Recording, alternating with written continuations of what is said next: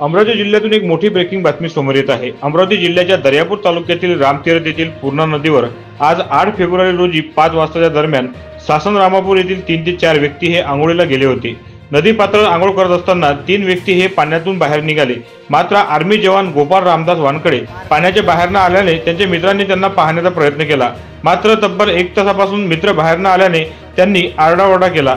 ही घटना ग्रामस्थांना माहिती होताच ग्रामस्थांनी नदीपात्रावर धाव घेतली व या संदर्भात महसूल प्रशासन व पोलीस प्रशासन यांना माहिती देण्यात आली।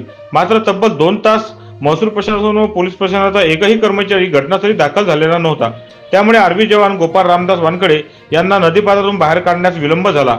7 वाजता दरम्यान प्रशासनाचे अधिकारी घटनास्थळी दाखल झाले। मात्र सायंकाळचा वेळ झाल्याने मृतकाला बाहेर काढण्यास अपयश आले। घटनास्थळी अमरावती जिल्ह्याचे खासदार बळवंत वानखडे हे सुद्धा दाखल झाले होते। आर्मी जवान गोपाळ वानखडे हा सुट्टीवर आला असल्याची माहिती समोर येत आहे।